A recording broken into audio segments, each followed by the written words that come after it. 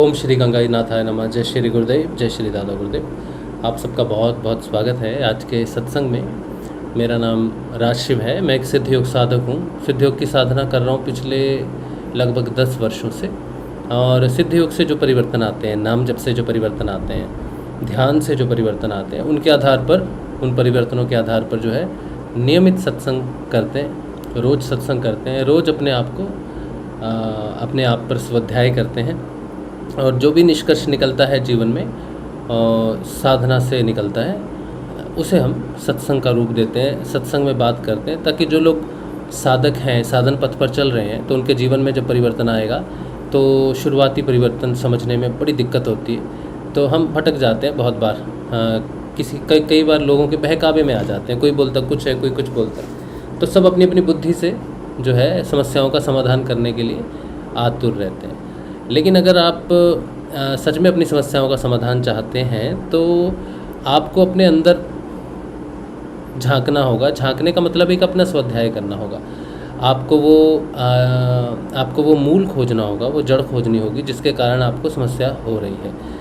तो बाहर से आप जितने लोगों से पूछोगे वो अलग अलग प्रकार के समाधान आपको देंगे। लेकिन अगर आप आंतरिक रूप से स्वयं को खोजोगे, जानोगे, और जिस समय आप साधन पथ पर हैं उस समय सबसे ज़्यादा सहायक होते हैं वो लोग जो उस पथ पर चल के उन चीज़ों का साक्षात्कार करके आगे निकल चुके हैं। जैसे कई योगी हैं, कई संत हैं, उनके चरित्र हैं, वो पढ़ने चाहिए, उनके बारे में जानना चाहिए। तो साधना की जो जानकारी है वो आपको होगी, जिससे आप साधन पथ पर आसानी से आगे बढ़ सकते हैं। ठीक है, मुझे एक थोड़ा समय चाहिए मुझे। मैं एक्चुअली ये जो सत्संग है, ये लिंक किसी को भेजना था, मैं भूल गया, मैं भेज देता हूँ। आज का जो हमारा टॉपिक है वो बहुत महत्वपूर्ण टॉपिक है, और वो पूर्ण रूप से मेरे साक्षात्कार जो हैं जीवन में उनके आधार पर है। तो वो जो है मैं आपके साथ शेयर कर रहा हूँ आज। और आज का सत्संग जो है वो थोड़ा लंबा हो जाएगा, हो सकता है, क्योंकि आज जो बातें मैं डिस्कस करूँगा आपके साथ, शेयर करूँगा आपके साथ, वो थोड़ी सी आपको एग्जाम्पल्स के साथ, जीवन के कुछ उदाहरण हैं जिनको देकर उन चीज़ों को जो है हम समझेंगे। तो मैं प्राइमरी कनेक्शंस वगैरह चेक कर ले रहा हूँ कि कनेक्शंस वगैरह ठीक है, तो आवाज़ वगैरह ठीक है ना। हाँ, चलिए। हाँ, तो आज का जो मुख्य विषय है, सत्संग का जो मुख्य विषय है, ये है जो आप ऊपर देख रहे हो, मैंने लिखा है तामसिक ऊर्जाओं पर नियंत्रण और रूपांतरण। ये एक ऐसा टॉपिक है जिसको मैक्सिमम लोग जो हैं, जो भी साधन पथ पर आते हैं, तो उनकी शुरुआती जो युद्ध है उनका स्वयं के साथ, वो गुणों के रूपांतरण में है, व्यवहार के रूपांतरण में है। व्यवहार जो है वो गुणात्मक रूप से प्रभावित होता है। 2 तरह के परिवर्तन साधक में होते हैं। जब तक वो क्रिया योग में रहता है, जब तक वो जागृत नहीं होता, आत्म रूप से जागृत नहीं होता, तब तक वो क्रिया योग में रहता है। क्रिया योग में व्यवहारिक परिवर्तन उसमें आते हैं। तो व्यवहारिक परिवर्तन जब उसमें आते हैं, तब भी व्यवहार भी किसी व्यक्ति का गुण के प्रभाव से होता है। व्यवहार वो होता है जो संसार में हम व्यक्त करते हैं, हमारे थॉट प्रोसेस क्या हैं, हमारे एक्शंस क्या हैं, काम करने का तरीका क्या है, हम दूसरों के बारे में कैसे विचार करते हैं, जो हमारा व्यवहार है।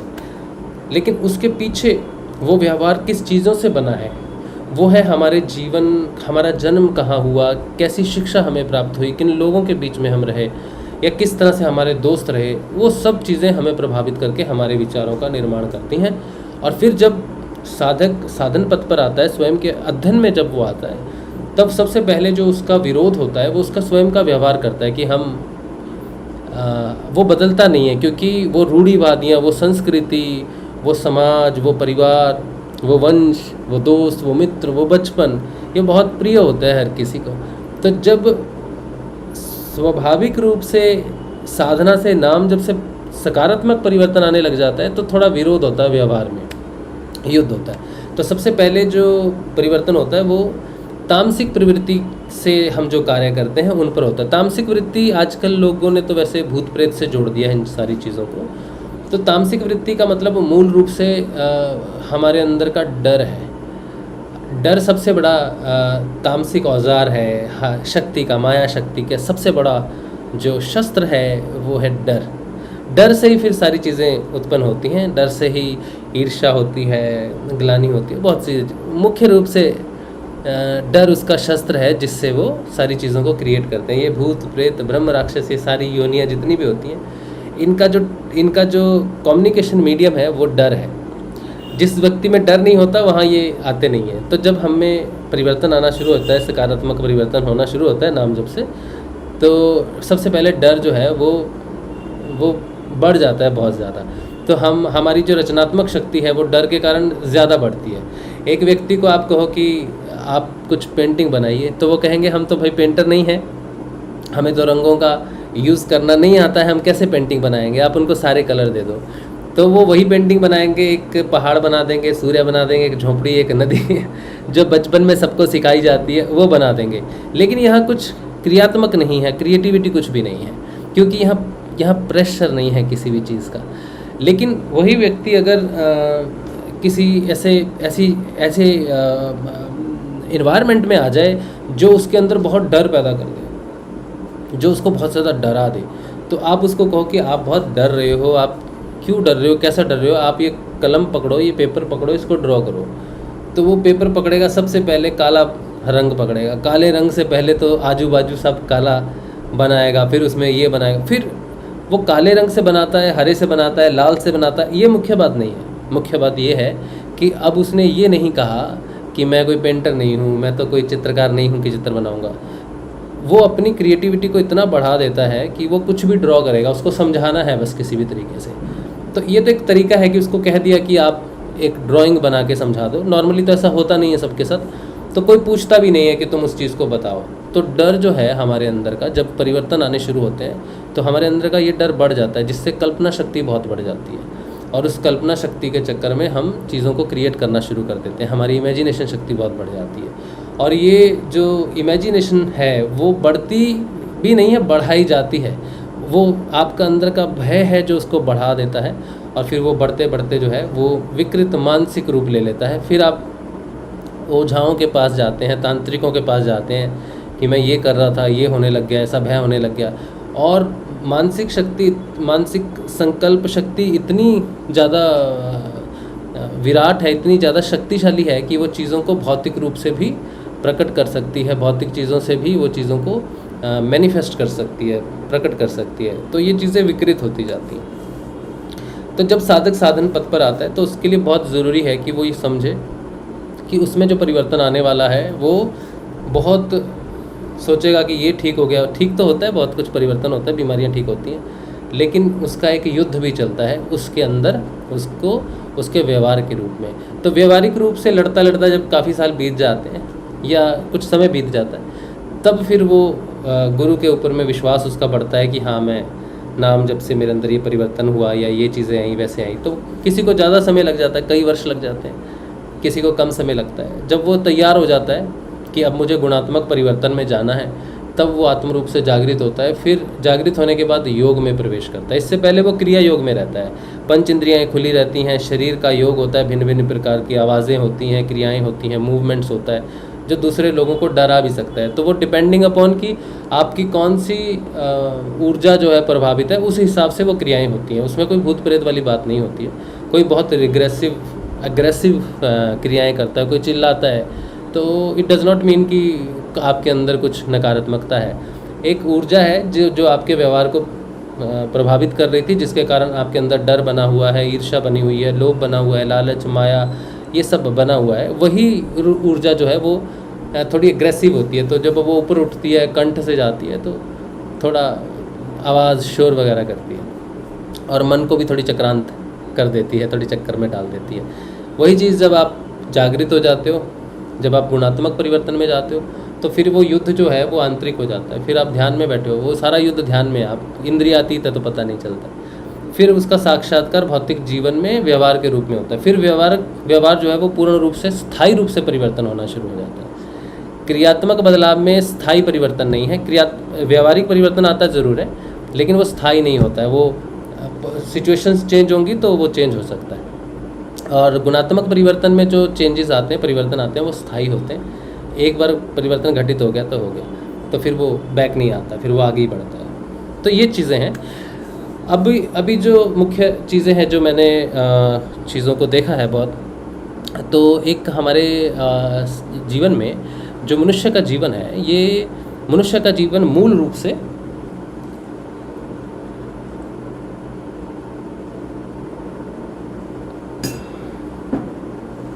हम जीवन जीते हैं ना, खाते हैं, नहाते हैं, सुबह उठते हैं, सूरज उठा तो उठो, नहाओ, सुबह सुबह नाश्ता करो, काम पर जाओ, दोपहर के समय फिर खाना खाओ, थोड़ा 10 मिनट 15 मिनट आधा घंटे के लिए आराम करो, फिर काम पे लग जाओ, शाम को चाय पानी या जो भी रिफ़्रेशमेंट बिस्किट छोटा हल्का नाश्ता होता है वो करो, फिर थोड़ा सा और बच्चों के साथ, फैमिली के साथ समय बिताने के बाद आप डिनर करो, डिनर के बाद थोड़ी चहल पहल करो, थोड़ी वार्तालाप करो और फिर उसके बाद सो जाओ। ये साधारण दिनचर्या है, जो आजकल ऐसी होती नहीं है, लेकिन ये साधारण दिनचर्या है।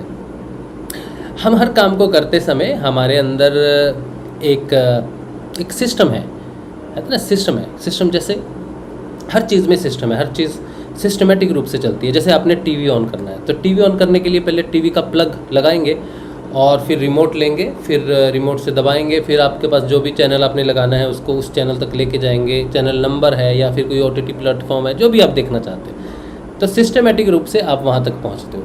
आप बैठ गए सीधे टीवी की तरफ देख रहे हैं, टीवी ऑन हो गया आपके डर से, ऐसा तो नहीं होता है। तो सिस्टमेटिक चीज़ें हैं सारी चीज़ें। इसी तरह से मनुष्य जीवन भी सिस्टमेटिक है, पूरे सिस्टम के अंदर चलता है।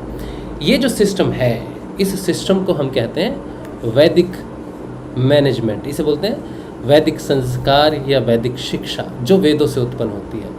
या तो मनुष्य वेदों से पढ़ के अपने जीवन में ये चीज़ें लाए, या फिर योग उसका अगर पूर्ण हो जाए, पूर्ण नहीं मतलब योग अगर हो रहा है, योग से जो परिवर्तन होते हैं, तो वैदिक शिक्षा अपने आप प्रकट होती है। जो हमारे जीवन में इस समय जो घटना घट रही है वो यही है कि योग से हमारे जीवन में वैदिक शिक्षाओं का जो है वो उद्घाटन हो रहा है, वो प्रकट हो रही हैं कि क्यों चीज़ें होती हैं, कैसे होता है, भोजन क्या है, भोजन कैसे होता है, भोजन की शुरुआत कैसी होती है, भोजन कैसे करना चाहिए, भगवान की प्रस्तुति क्या है, भगवान को प्रार्थना क्यों होनी चाहिए, भोजन किसे अर्पण होना चाहिए, कैसे अर्पण होना चाहिए, कैसे व्यवहार करना चाहिए, किस बात से, किस लेवल से व्यवहार करना चाहिए। ये सारी चीज़ें मैंने कभी पढ़ी नहीं, लेकिन ये सारी चीज़ें मेरे अंदर से अब प्रकट होनी शुरू हुई है, जिसे वैदिक ज्ञान कहते हैं। इससे पहले जो मेरे अंदर प्रकट हो रहा था योग से, वो सत्य से प्रकट होने वाले रहस्य थे। अभी जो प्रकट हो रहा है वो कुछ नाड़ियाँ हैं, जिन नाड़ियों से वो प्रकाश जो है वो आपके जीवन में पड़ने लग जाता है। तो उनमें से एक मुख्य नाड़ी है ब्रह्म नाड़ी।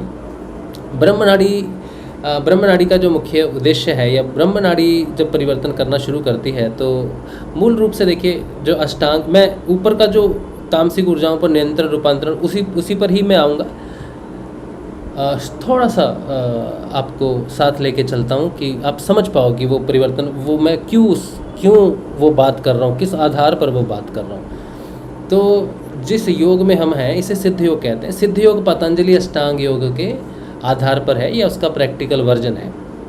ये गुरु शिष्य परंपरा में है। जो कुछ भी गुरु को प्राप्त होता है, शिष्य गुरु को समर्पण करता है, और गुरु सारी अपनी जो परिवर्तन है, वो अपना परिवर्तन सारा शिष्य को दे देता है। शिष्य में जो परिवर्तन आते हैं वो क्रम से आते हैं, क्रमिक परिवर्तन है, या फिर क्रमबद्ध परिवर्तन है, जो हमारे आगे के विकास, गुरु में जो हमारा परिवर्तन है उसको डिसाइड करते हैं। तो गुरु कहते हैं जब हम अपना परिवर्तन आपको देंगे, तो आपका जो परिवर्तन होगा वो 8 अंगों के आधार पर होगा, जिसे पतंजलि अष्टांग योग के नाम से जाना जाता है। पतंजलि अष्टांग योग में 5 अंग जो हैं वो बाहरी हैं, जिसे स्थूल अंग कहा जाता है।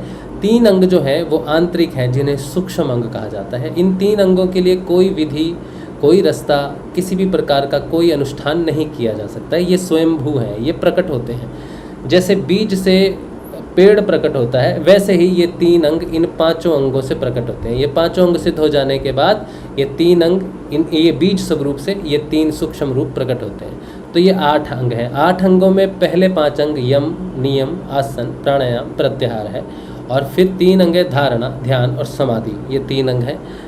अब जो परिवर्तन होते हैं क्रियात्मक रूप से, जब हम क्रिया में होते हैं, तो यम, नियम, आसन। आसन जो है, आसन हमें क्रिया योग में लगता है। जैसे कोई व्यक्ति बैठा है ध्यान करने के लिए, और उसको अलग अलग तरह की क्रियाएं हो रही हैं, उसकी पंच इंद्रियाएँ खुली हैं और वो वज्रासन में चला गया, या फिर वो मच्छिंद्रनाथ आसन में चला गया, गोरखनाथ आसन में चला गया, सिद्धासन में चला गया, ब्रह्मासन में चला गया, पद्मासन में चला गया, तो पद्मासन में उसको क्रियाएं होंगी व्यवहारिक रूप से परिवर्तन करती हैं। अब ये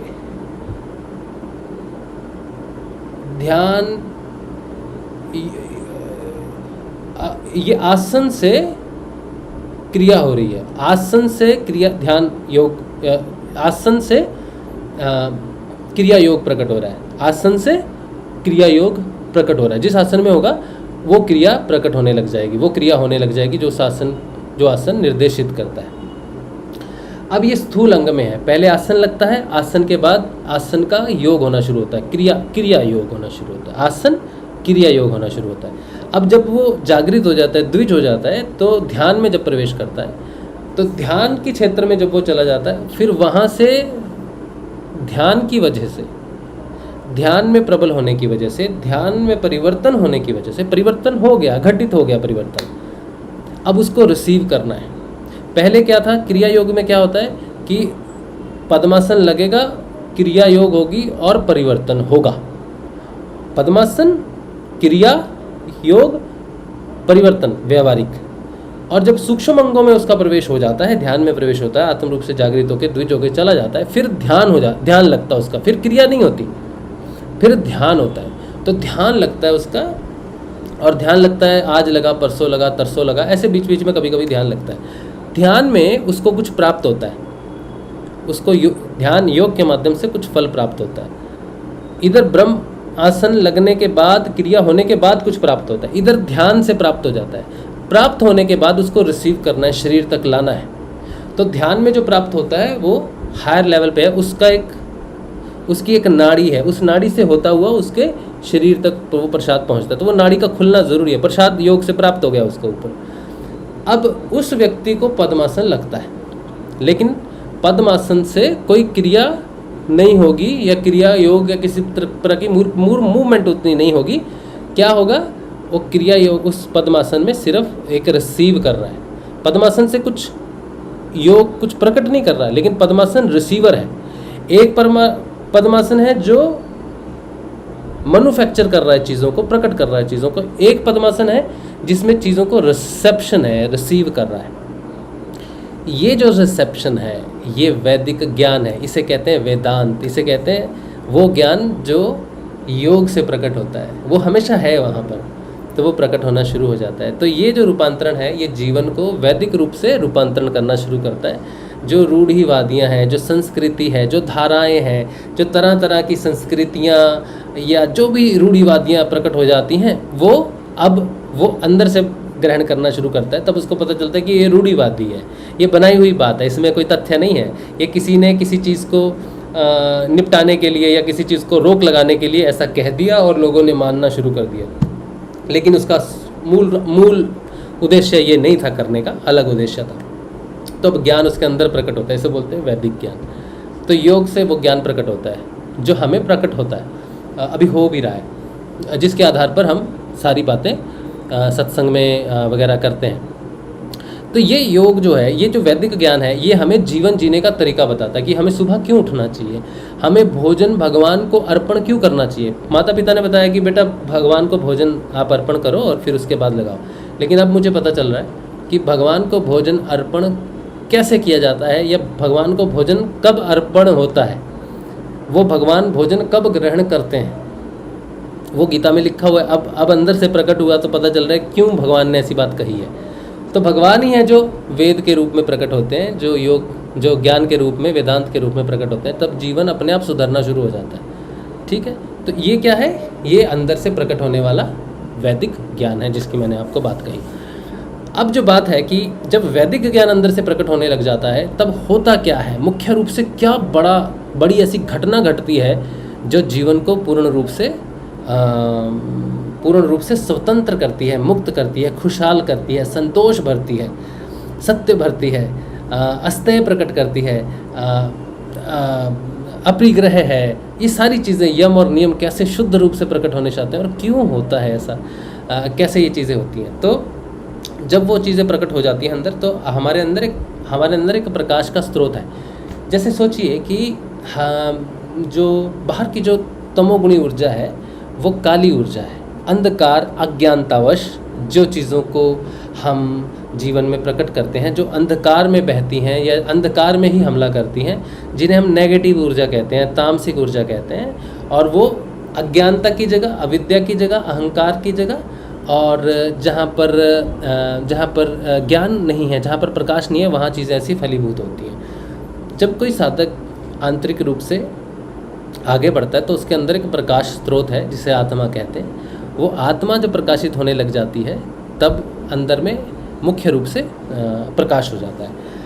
अब दो तरह की चीज़ें हैं संसार में। पहली तो ये है कि लोग कहते हैं कि देखो नेगेटिव चीज़ों से दूर रहो, नकारात्मक चीज़ों से दूर रहो, या नेगेटिव बातें सोचो मत, या नेगेटिव जगह पर जाओ मत, या नेगेटिव लोगों से मिलो मत। बहुत सारे लोग कहते हैं हमारा ऑरा ख़राब हो गया, आज हम ऐसे व्यक्ति से मिले जो व्यक्ति बहुत नकारात्मक था, या ऐसा व्यक्ति था जो बहुत ही सही नहीं, ऐसे व्यक्तियों की संगत नहीं होनी चाहिए, या फिर यहाँ नहीं जाना चाहिए, वहाँ नहीं जाना चाहिए, इन व्यक्तियों से दूर रहना चाहिए। मैंने बहुत ऐसे ज्योतिषों से मैंने बात की, बहुत ऐसे लोग हैं जो रिकी में कार्य करते हैं या फिर अन्य जगह पर कार्य करते हैं। बहुत ऐसे साधक हैं जो कहते हैं हमें दूसरे की ऊर्जाएं हमें प्रभावित करती हैं, या अभी तो बहुत ही चल रहा, अभी तो लोग कहते हैं उनके अंदर राक्षस है, भूत है, प्रेत है, कोई बीमारी हो तो भूत है, कोई राक्षस है, ऐसी बातें होती हैं। उनको भगाया जाता है। किसी के अंदर हनुमान आते हैं, किसी के अंदर आ जाता, कोई देवी आती है, कोई कुछ आता है, कोई कुछ, ये सारी चीज़ें आती हैं। ये सारी चीज़ें से लोग बचते हैं, लोग अपने आप को सेफ करते हैं, भागते हैं इन चीज़ों को। जब तक व्यक्ति अपने आप को इन चीज़ों से सेफ करता है, इन चीज़ों से भागता है, तब तक ये चीज़ें छोड़ती नहीं है।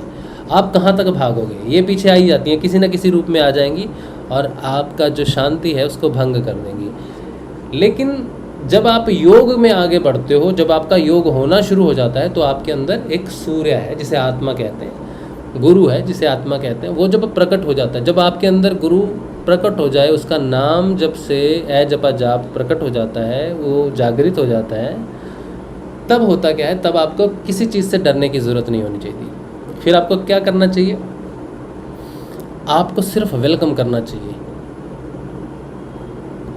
वेलकम करना चाहिए। किसी ऊर्जा से खतरा नहीं है आपको। बाहर में चाहे कितना ही तमोगुण क्यों ना हो, बाहर में कितना ही रजोगुण, कितना ही सतोगुण हो, वो आपको प्रभावित नहीं कर सकता। किसी का दृष्टिकोण आपको प्रभावित नहीं करता।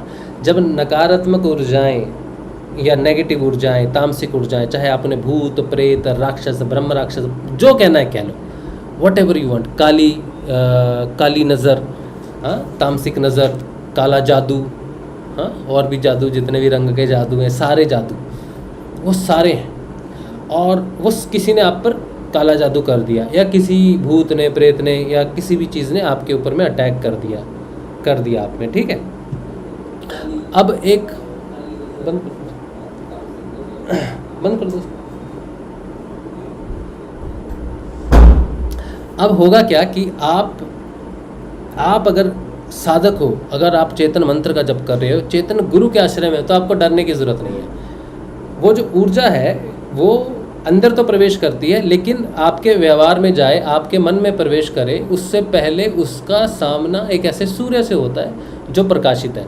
ये ऊर्जाएं जो होती हैं ये सिर्फ अंधकार से आती हैं, अंधकार में प्रवेश करती हैं, अंधकार में राजत्व करती हैं और अंधकार में ही फलीभूत होती हैं। क्योंकि हमारे अंदर भी तमोगुण होता है, हम सभी के अंदर होता है, त्रिगुणात्मक प्रकृति है, सभी के अंदर लालच है, सभी के अंदर मोह है, सभी के अंदर किसी न किसी प्रकार का डर है, सभी के अंदर किसी न किसी प्रकार की ईर्ष्या या कुछ न कुछ ऐसी बात होती है जो सामान्य व्यवहार में कहा जाता है कि भाई ऐसा नहीं करना चाहिए, ऐसा नहीं सोचना चाहिए। तो किसी न किसी रूप से वो ऊर्जा होती है, उसे डार्कनेस कहते हैं, अज्ञानता कहते हैं। उस डर से, उस ईर्ष्या से, उस लालच, मोह, द्वेष, राग, अहंकार से वो पेनिट्रेट होती है, हमारे शरीर को, हमारे मन को प्रभावित करती है। जब मन में आत्म रूपी सूर्य प्रकट है, गुरु रूपी सूर्य प्रकट है, तो वो ऊर्जा आगे पेनिट्रेट नहीं होती मन तक, वो ऊर्जा सरेंडर करती है और उसका जो रूपांतरण है वो स्वयं कहती है कि आप स्वयं उससे पहले कहोगे कि आओ प्रवेश करो, बताइए क्या करना है आपके साथ, तो वो स्वयं कहती है कि आपने हमारा वेलकम किया। क्यों किया? तो जो ब्रह्म है, जो आत्मा है, जो आत्म जागृत है, जो मंत्र जागृत है, जो चेतन मंत्र है, जो चेतन गुरु का शिष्य है, वो यही कहता है कि इस संसार में ईश्वर की ऊर्जा के बिना, ईश्वर की इच्छा के बिना कोई ऊर्जा कहीं प्रभावित नहीं होती, किसी ऊर्जा का जन्म नहीं होता, किसी ऊर्जा का रूपांतरण नहीं होता, सब कुछ ईश्वर की इच्छा से होता है। तो ईश्वर से भिन्न कुछ भी नहीं है, न तुम हो न हम है, सब ईश्वर का स्वरूप है।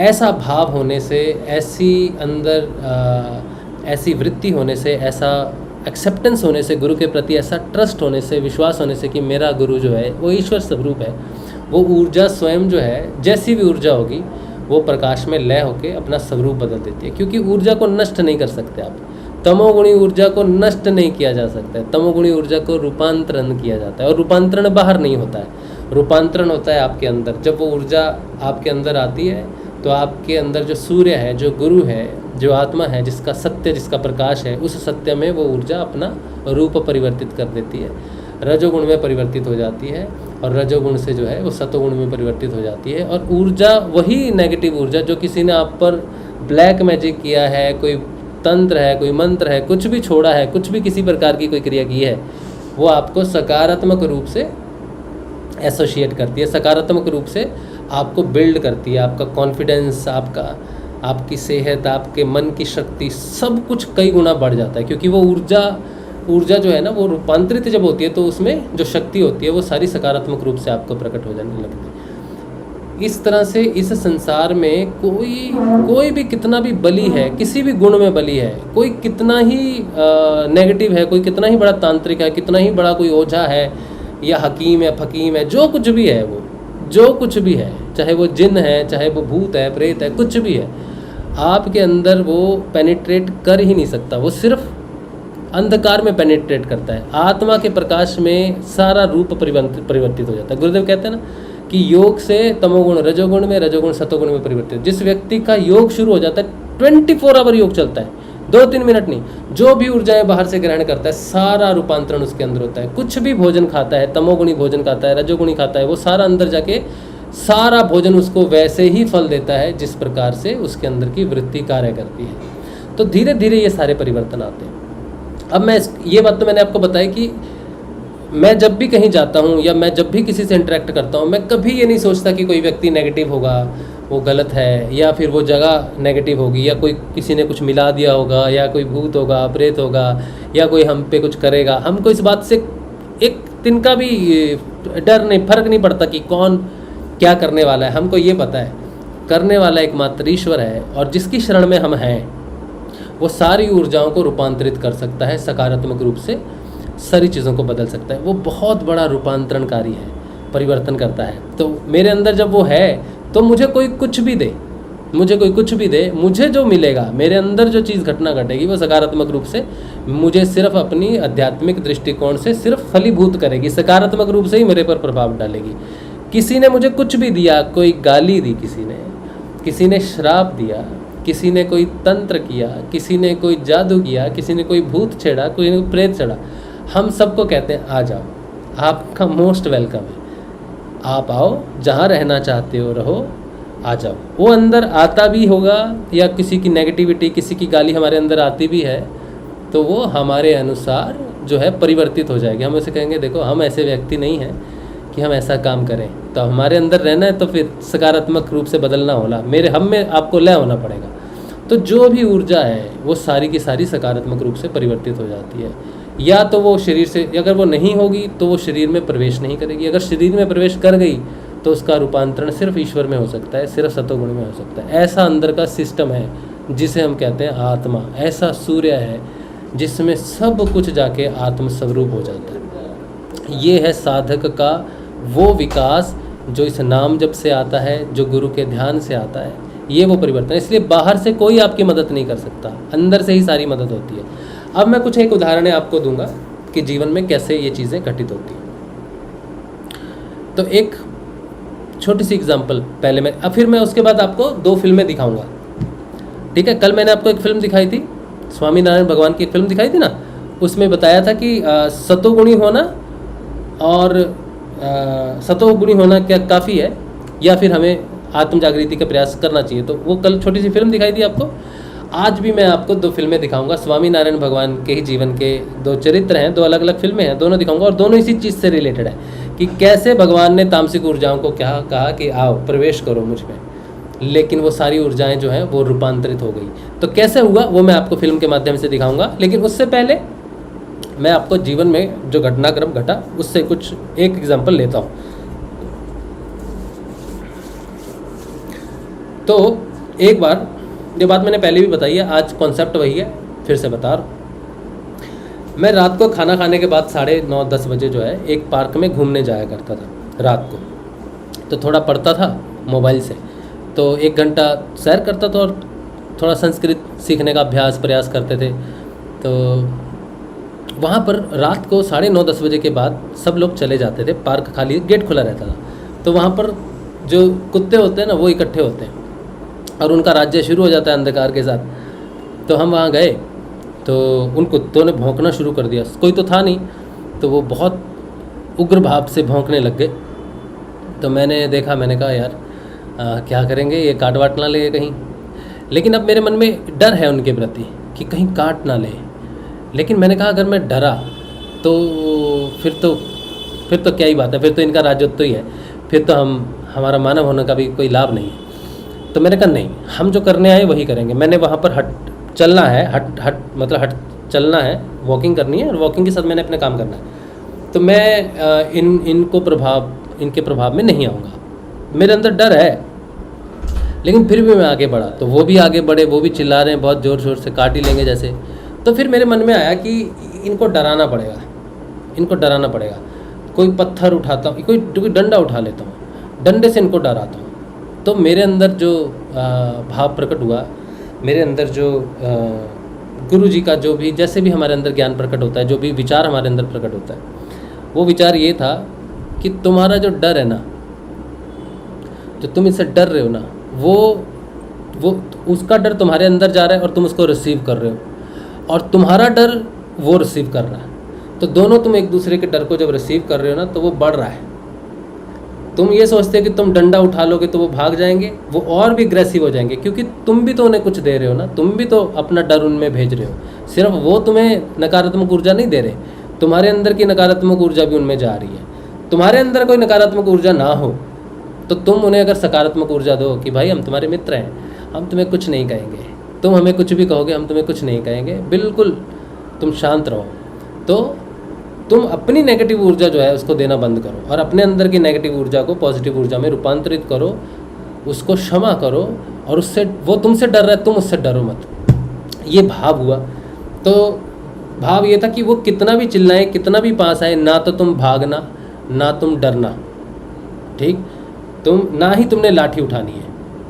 अगर तुम बाहर जाते भी हो, बहुत अग्रेसिव होते भी हैं, तो तुम धीरे धीरे चल के बाहर चले जाना, वो तुम्हें काटेंगे नहीं, वो तुम्हें बाहर ही भगाना चाहते हैं, तुम चले जाना। लेकिन अगर तुम्हें यहाँ रुकना है तो तुम आराम से रुको, अपनी शरीर को भी ऐसे मत दिखाओ कि तुम खड़े, तुम शरीर से सहज भाव से रहो, शांत भाव से उनको देखो, और डंडा तुमने नहीं उठाना है। कुछ भी हो जाए तुमने उनको डराना नहीं है, ना तो तुमने उससे डरना है और ना ही तुमने उसको डराना है। अब ये चीज़ है अंदर से जो प्रकट हो रहा है कि यही एक तरीका है कि तुम अपने अंदर जो है बदलाव कर सको। तो हमने कहा कि हमने डंडा नहीं उठाना है, हम तुमसे डरते नहीं हैं, तुम काटोगे तो भी ईश्वर की इच्छा, नहीं काटोगे तो भी ईश्वर की इच्छा, हम यहाँ हटेंगे। तुमको भौंकना है तुम भौंको, लेकिन हम यहाँ चल रहे हैं तो हम चल रहे हैं। तो मैंने वहाँ चलना शुरू किया। अब उन्होंने देखा, अब मैं उन्हीं की तरफ जा रहा हूँ चल के, तो वो भाग रहे हैं, अब मैं उनसे डर नहीं रहा हूँ, अब वो पीछे भाग रहे हैं। पीछे भागते भागते वो एक सीमा में चले गए, वहाँ से भऊ भऊ भऊ कर रहे हैं, लेकिन हमने एक जगह पे हटना है, हम उतना हट रहे हैं और अपना कर रहे हैं। मैं क्या देखता हूँ, वो 5-7 मिनट भौंके, फिर पीछे से 2 और आए, वो किसी को बुला के लेके आए, हमारी तो नहीं चल रही, तुम आओ। तो 2 और आए, तो वो तो और भी एग्रेसिव भौंक रहे। मैंने कहा तुम भी भौंक लो हम नहीं भौंकेंगे तो मैं हटता रहा, और 1 घंटा 1.5 घंटा हटने के बाद मुझे देखकर एक छोटा बच्चा भी आया और उसके ऊपर भौंका, तो वो भाग गया। तो मैं वही हूँ, लेकिन उसको उन्होंने प्रवेश नहीं करने दिया। मैं तो उसे पता कि ये तो नहीं जाएगा, औरों को नहीं आने देना है। इस तरह से 1 दिन बीता, 2 दिन बीते, 3 दिन बीते, फिर 4 दिनों के बाद, 4-5 दिनों के बाद उन्होंने देखा कि मैं आ रहा हूँ। वो जहाँ सो रहे थे वहीं सो रहे हैं, उनको पता चल गया कि इस पर भौंकने का कोई मतलब नहीं है, क्रोध करने का मतलब है। हम गए और हम के फिर हम 11 बजे जाएं, 11:30 बजे जाएं, 10 बजे जाएं, जितने बजे भी जाएं, वो 1-2 बार भौंकेंगे, फिर देखेंगे नहीं ये व्यक्ति वो नहीं है जिसको हम निकाल सकते हैं, जिसके अंदर हम डर पैदा कर सकते हैं। तो वहाँ से मैंने जो सबक मेरे अंदर था, जो ऊर्जा का रूपांतरण मैंने अपने अंदर देखा, वो मेरा डर था। मेरे डर को ही मैंने सिर्फ अपने क्षमादान से स्वयं को क्षमा किया कि मैं उनको क्यों दूँ। वो मुझे डर दे रहे हैं, नेगेटिव ऊर्जा दे रहे हैं, वो इंसान नहीं है, वो तो जानवर है, लेकिन डर तो नेगेटिव है ना, तामसिक ऊर्जा है भय। तो मेरे अंदर की तामसिक ऊर्जा को वो बढ़ा रहे हैं। अगर मैं अपने अंदर की तामसिक ऊर्जा को, अपने भय को छोड़ दूं, उसका त्याग कर दूं और निर्भय को अपनाऊं, अभय को अपनाऊं, तो मैं उनको वही दूंगा जो मैं देना चाहता हूं। तो मैंने उनको अभय दिया, मैंने उनको अपने अंदर से भय नहीं दिया, उसको मैंने अभय परिवर्तन करके उनको अभय दिया। और उनसे भी जो मुझे मिला वो अभय मिला। उन्होंने भी मुझे अभय देना शुरू किया, मैंने भी उनको अभय देना शुरू किया। इस तरह से मैंने उनकी ऊर्जा को रूपांतरण किया, उन्होंने मेरी ऊर्जा को रूपांतरण किया। मूल रूप से ये डिसीजन मेरा था, क्योंकि मैं हायर लेवल पर हूँ, मैं मनुष्य हूँ, वो जानवर हैं, वो मेरे अंदर परिवर्तन नहीं कर सकते जब तक कि मैं अलाउ ना करूँ कि मेरे अंदर कोई परिवर्तन हो।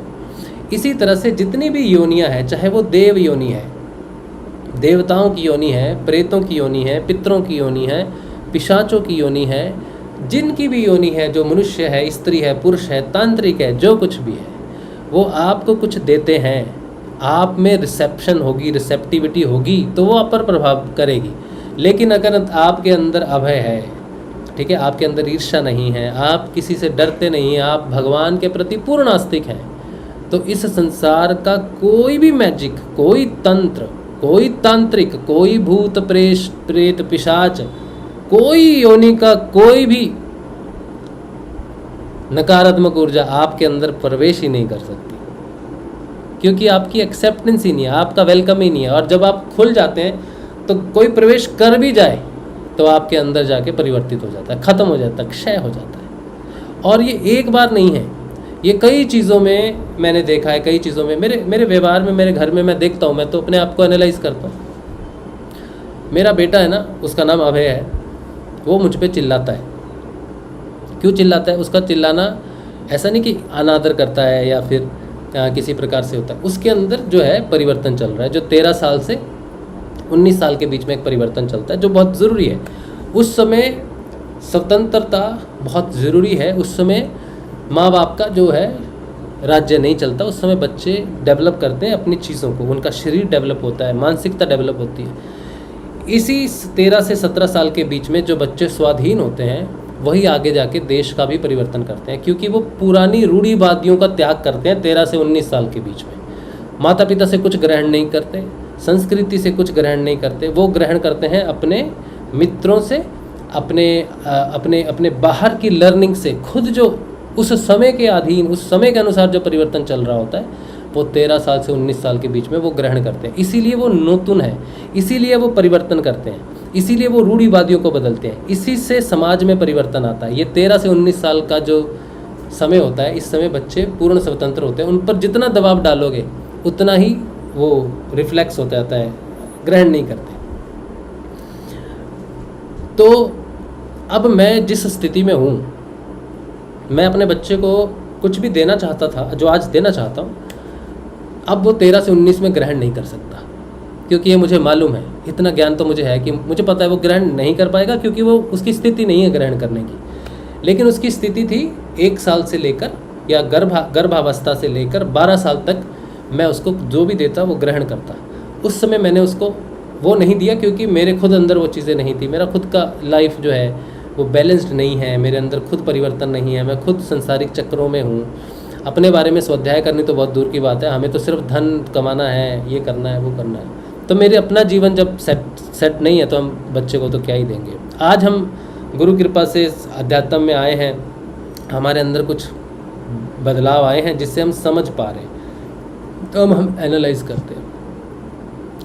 अब हम अपने घर के व्यक्ति को भी एनालाइज करते हैं हर समय। दे नहीं सकते उनको कुछ भी, समझा नहीं सकते, क्योंकि ये चीज़ें समझाने से नहीं होती हैं, ये तो जब तक आपके अंदर प्रकाश नहीं होता है तब तक आपके अंदर वो दृष्टि ही प्रकट नहीं होती जो इन चीज़ों को दिखा सकती है आपको। क्रोध दिखाती है खुद का, दूसरे का, लोभ दिखाती है। दूसरा कोई व्यक्ति बात करता है तो उसकी बात का भाव बड़ा स्पष्ट हो जाता है। जैसे आप बाहर के रंग देखते हैं ना, नीला, पीला, हरा, वैसे ही भाव का भी रंग होता है और वो स्पष्ट दिखाई दे जाता है। कोई किस भाव में कोई मैसेज लिखता है ना, मैसेज चाहे उसकी इंग्लिश कितनी ही अच्छी क्यों ना हो, चाहे उसकी ग्रामेटिकली मिस्टेक कुछ ना हो, हिंदी कितनी ही अच्छी हो, उसने टूटी हुई हिंदी में, टूटी हुई इंग्लिश में या हिंदी इंग्लिश मिक्स में कुछ भी मैसेज उसने भेजा है, उसका संपूर्ण व्यक्तित्व प्रकट हो जाता है 6 से 7 लाइनों में। कभी तो इतनी भी ज़रूरत नहीं होती, एक लाइन एक प्रश्न में उसका संपूर्ण चेतना का पूरा एक ग्राफ सामने आ जाता है। इतनी ज़्यादा एनालाइजिंग स्किल्स डेवलप हो जाती हैं किसी के चरित्र को पढ़ने की। तो उसे कितना लंबा उत्तर देना है, किस आधार पे उत्तर देना है, उत्तर कब देना है, कितनी देर बाद देना है, ये सारा कुछ अपने आप टेक्निकली कैलकुलेट हो जाता है। इतना कुछ इसे बोलते हैं अंदर की अंदर आप जब सुलझ जाते हो ना तो सब सुलझ जाता है। तो ये सारी चीज़ें परिवर्तन आप में होता है।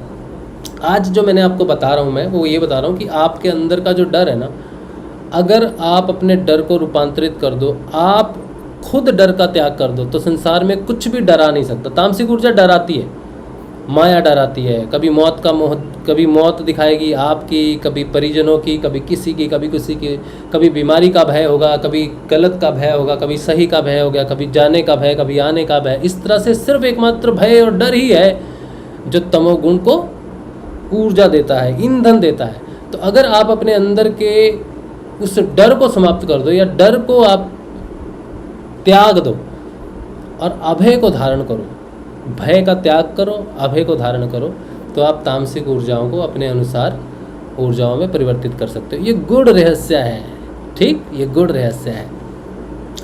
अब ये जो बात मैंने आपको कही है, इसको मैं आपको भगवान स्वामी नारायण के चरित्र के द्वारा एक फिल्म के माध्यम से थोड़ा अंश में आपको दिखाऊंगा। पूरी पिक्चर आप देख लेना बाद में।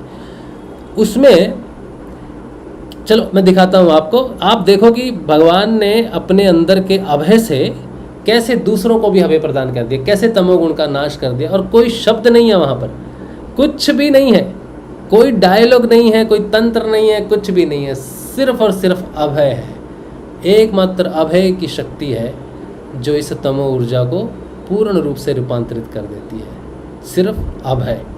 ठीक, अभी मैं आपको दिखाता हूँ। चलिए, प्रिंट हो सकता है, मैंने तो HD में डाउनलोड किया, पर हो सकता है कि उतना अच्छा ना दिखे, तो मैं सीधा उस जगह पर जाता हूँ जहाँ पर वो सीन है। ठीक है,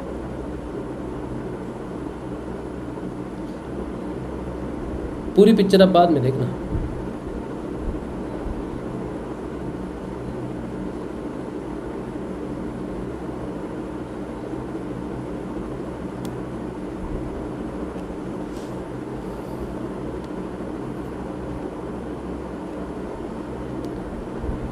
यात्रा के दौरान नीलकंठ वर्णी श्रीपुर आ पहुंचे।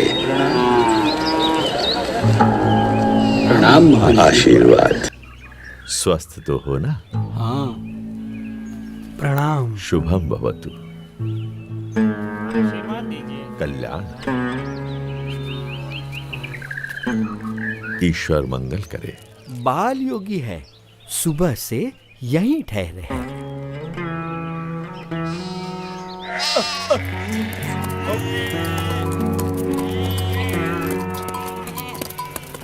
सब सुनिए, संध्या काल हो रहा है, सब सचेत हो जाइए। अपने मवेशियों को घर के अंदर ले लीजिए, बच्चों को भी ले लीजिए, सचेत रहिए। खेलना बंद करो, पता है ना बाहर कितना खतरा है। घर का ताला अंदर से बंद कर लेना, कोई बाहर ना निकले, ध्यान रखना। चलो चलो जल्दी करो, चलो जल्दी जल्दी सब कुछ अंदर रख दो। चलो चलो जल्दी करो। मैंने इस तरफ के दरवाजे बंद कर दिए हैं। भी सब बंद कर दिया है। चलो जरा जल्दी करो। चलो चलो जल्दी करो। पीछे के सारे दरवाजे भी बंद कर दो। हाँ भैया। अरे कोई खिड़कियां भी खुली मत छोड़ना। अरे सामान आने के बाद अपने सभी लोगों को अंदर बुला लो, कोई बाहर ना रह जाए। बेटे, मैं इस कमलेश्वर मठ का महंत हूं। अंधेरा हो रहा है और रात बहुत डरावनी होगी। मठ के अंदर आकर रहो। अंतर का उजास बाहर के अंधेरे से डरने ही नहीं देता। अच्छा, अगर मठ में रहना नहीं चाहते हो तो फिर श्रीपुर गांव में कोई और ठिकाना ढूंढ लो, लेकिन यहां मत रुको। मैं बस्ती से दूर एकांत में रहना अधिक पसंद करता हूँ। लेकिन यहां रुकने में खतरा है। यहां रात में खूंखार जानवर आते रहते हैं। इंसान हो या मवेशी, किसी का भी शिकार कर लेते हैं। यहां रात की हवा में मृत्यु मंडराती रहती है। तो आपका कहना है कि मृत्यु आपके मठ में प्रवेश नहीं कर सकती? क्या आपके किवाड़ या दीवार मृत्यु को रोक सकते हैं? मृत्यु को तो कोई नहीं रोक सकता मेरे बच्चे, लेकिन सामने से मृत्यु को गले लगाना भी तो उचित नहीं। यदि मृत्यु को कोई रोक ही नहीं सकता तो उससे डरना भी क्यों? जीवन से मोह ही भय का कारण है। जहां मोह नहीं वहां भय नहीं। तुम बालक भी हो और योगी भी। अब बाल हठ और योगी हठ दोनों को तो मैं नहीं छुड़वा सकता। वैसे मठ में सदैव तुम्हारा स्वागत है। मन करे तो चले आना।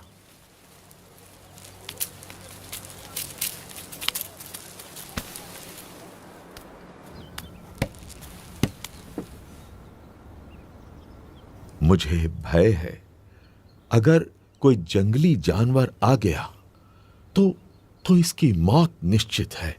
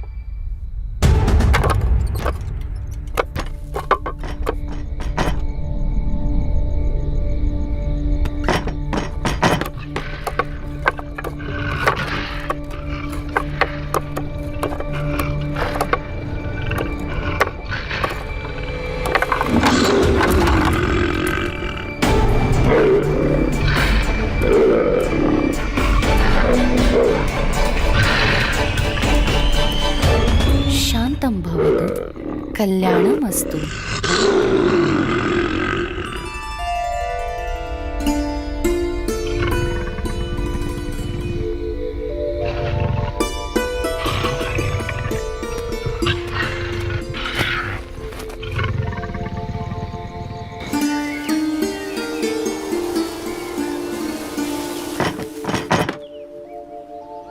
ये क्या?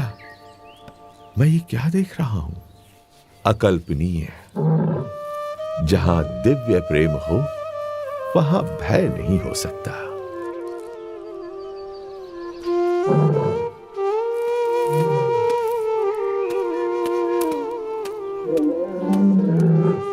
स्वामी, स्वामी रुक जाइए स्वामी।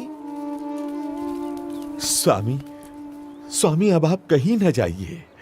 ये मेरा मठ, मेरी महंती, मैं स्वयं, सब कुछ आपका है स्वामी।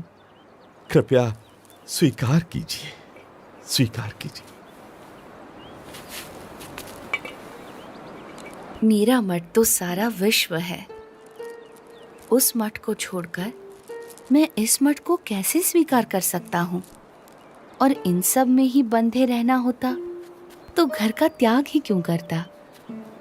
प्रभु, हमारा प्रेम स्वीकार कर यहीं रुक जाइए और हमें आपकी सेवा का मौका दीजिए। जब तुम दूसरों की सेवा करते हो तो मेरी ही सेवा करते हो। जब तुम दूसरों को प्रेम करते हो तो मुझे ही प्रेम करते हो। हरेक जीव में बसे परमात्मा के स्वरूप का आदर करना और उस आदर से हरेक को समान भाव से अपनाकर कल्याण के मार्ग पर प्रेरित करना, वो नीलकंठ वर्णी की अनूठी शैली थी। नीलकंठ वर्णी किसी भी प्रकार के भय से मुक्त थे और दिव्य प्रेम से युक्त थे, और इसीलिए कोई भी मुमुक्षु जीव बड़ी सहजता से नीलकंठ वर्णी से जुड़ जाता था।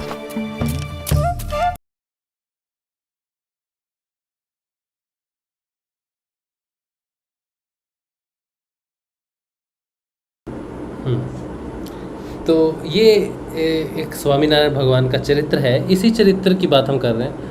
यहाँ पर दो चीज़ें ध्यान देने लायक हैं। पहली तो भगवान ने ये बात कही थी कि जिसके अंदर ओजस है उसको बाहर से किसी भी प्रकार के डर से चिंता नहीं करनी चाहिए, जिसके अंदर ओजस है, प्रकाश है। और दूसरी बात उन्होंने यही कही बाद में भी कि जिसके अंदर आत्म रूप से जो है जागृति है, जो अंदर से अलग अलग शब्दों में कहा था उन्होंने, अंदर से अगर आप निडर हो तो बाहर से डरने की ज़रूरत नहीं है। लेकिन अगर आप अंदर से आपके भय है, आपके अंदर वो स्रोत नहीं है, उस स्रोत पर आपको विश्वास नहीं है, तो आप शेर के मुंह में तो क्या, कुत्ते के मुंह में भी नहीं जा सकते, वो भी काट लेगा। यहाँ तो भगवान के ओजस के सामने वो एक जंगली शेर आया है जिसको उन्होंने शांत किया। इसके अलावा भी बहुत जगहों पे भगवान ऐसे अभय का दिखाते हैं कि जिसके अंदर भगवान के अंदर तो संपूर्ण अभय है ना, भगवान से तो अभय प्रकट होता है। लेकिन हम तो अभी उस पथ पर चल रहे हैं। हमारे अंदर थोड़ा सा जो प्रकट हुआ प्रकाश, वो हमने अपने लेवल के अनुसार देखा कि कोई जंगली जानवर है या फिर कोई हमारे समान कोई मनुष्य है, कोई विकृत मनुष्य है, कोई तमोगुणी मनुष्य है, कोई गाली देने वाला व्यक्ति है, कोई शराब देने वाला व्यक्ति है, कोई किसी भी प्रकार से नफरत देने वाला व्यक्ति है, वो हमारी इच्छा के बिना हमारा कुछ भी अहित नहीं कर सकता है, क्योंकि हम अपने अंदर पूर्ण रूप से सकारात्मक हैं।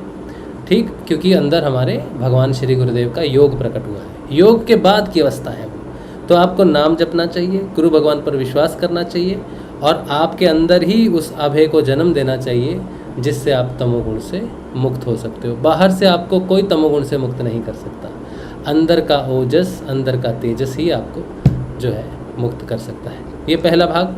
ये तो रहा भय के ऊपर में, जो हम बाहर लोगों से, जानवरों से डरते हैं या व्यवहार के रूप में डरते हैं। अब मैं इसी भय का थोड़ा ऊपर का लेवल जो है, जो तांत्रिकों से लोग डरते हैं, भूत प्रेतों से लोग डरते हैं, ब्लैक मैजिक से डरते हैं, उससे भी आपकी रक्षा करता है अंदर का ओजस, अंदर का अभय, अंदर का विश्वास, गुरु प्रति समर्पण, वो नाम जप, वो चेतन मंत्र, वो आत्मा का प्रकाश, वो सत्य आपकी रक्षा कैसे भयानक से भयानक तंत्र से करता है, ब्लैक मैजिक से करता है, उसको आप भगवान के चरित्र में देखना। वो मैं अब आपको दिखाता हूँ। ठीक है, चलिए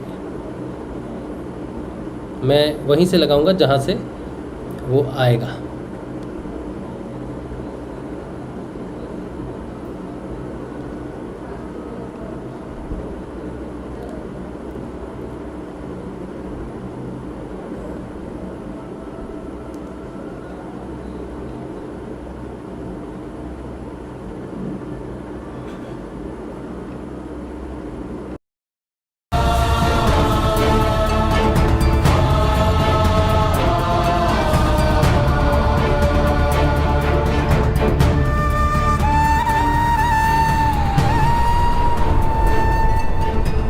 ब्रह्मपुत्र नदी को पार करके नीलकंठ वर्णी आ पहुंचे असम के कामाक्षी तीर्थ में।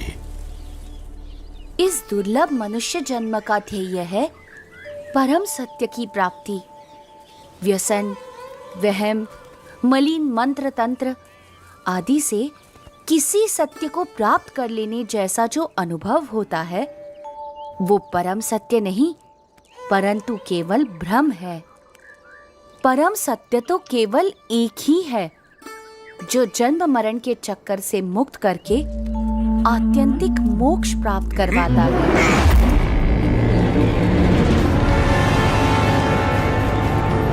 बच्चे, क्या सुख दुख की बातें बना रहा है तू?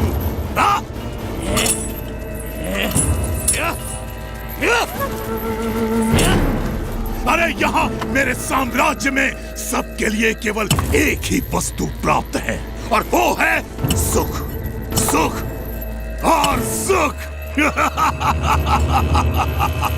समझा तू? सुख या सुख का भ्रम? सुख, केवल सुख, केवल सुख। एक सच्चे उपासक की तरह उपासना करके हर एक सुख को सिद्ध किया है मैंने, और गले तक मदिरा का पान करके उन हर एक सुख के नशे में रहता हूं मैं। इसीलिए पी-बैक कहलाता हूं मैं, पी-बैक।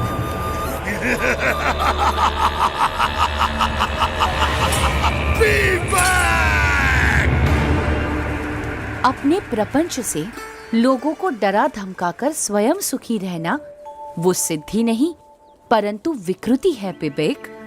अपनी सिद्धियों का उपयोग सबके सुख के लिए करना चाहिए, दुख के लिए नहीं। अरे वाह, ये छोटे गुरुजी तो ज्ञानोपदेश भी देते हैं, महाज्ञानी है गुरुजी। पर अभी गुरुजी को पता चल जाएगा कि मेरी शक्तियों के सामने उनका ज्ञान कैसे हवा में फुर्र हो जाता है।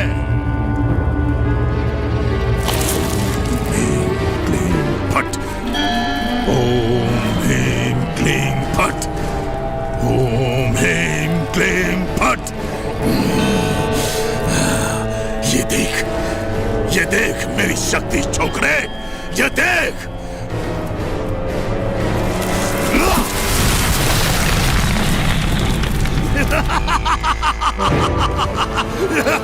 देखा?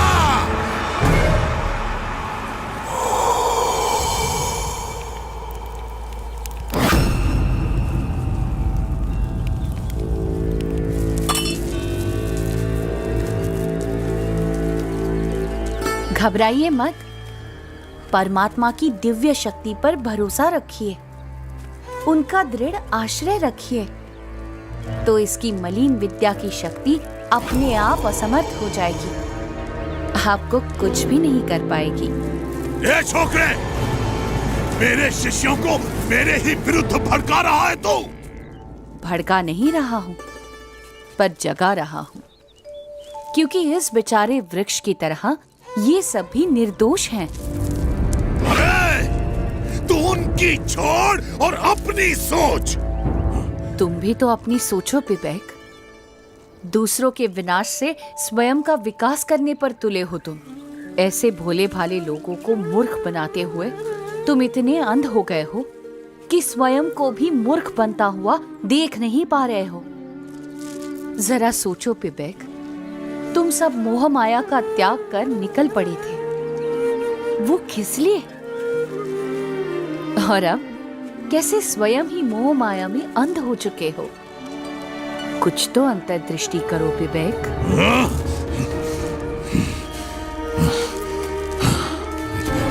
इसे कैसे पता?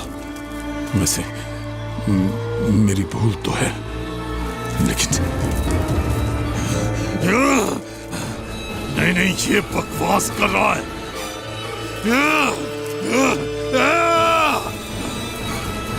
तू ऐसे नहीं समझेगा, अब तुझे मारना ही पड़ेगा।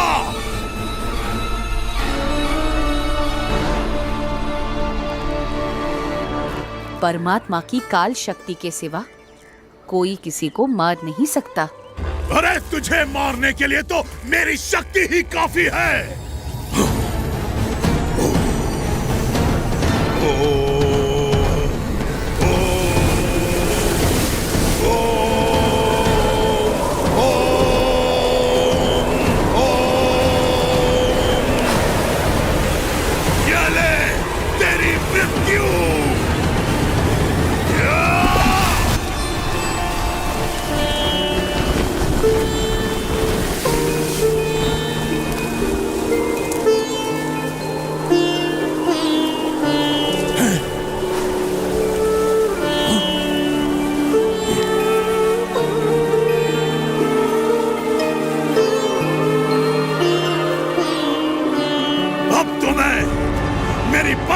शक्तियों का आह्वान करूंगा और तुझे मार के ही दम लूंगा। हाँ?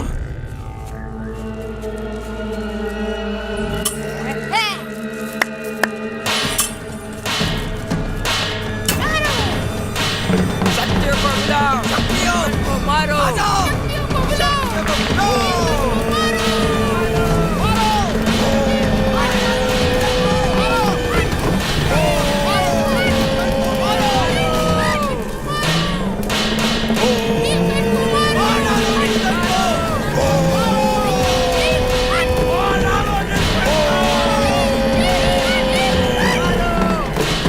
मेरी परम शक्तियों, मैं आप सबका आह्वान करता हूँ, इस लड़के को खत्म कर दो, मार डालो इसे।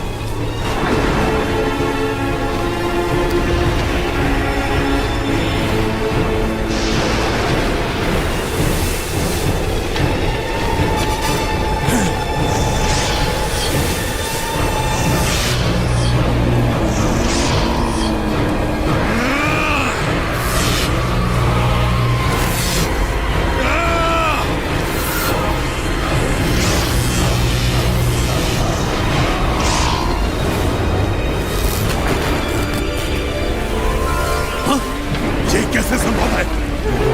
ह्रीं क्लीं फट्, ओम ह्रीं क्लीं फट्।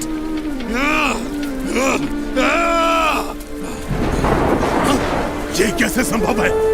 ये क्या हो रहा है? मेरी शक्तियां काम क्यों नहीं कर रही हैं? अरे अरे अगर यहां से नहीं हो रहा है तो वहां से मारो, अपनी सारी शक्ति लगा दो पर इसे खत्म कर दो। ये कैसे संभव है? मेरी शक्ति एक छोकरे के सामने हाथ जोड़कर बैठ गई है। नहीं, असंभव, असंभव।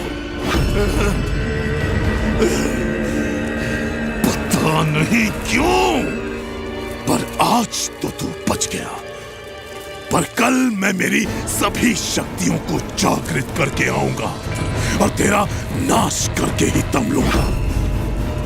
तुझे नहीं छोड़ूंगा मैं, छोकरे।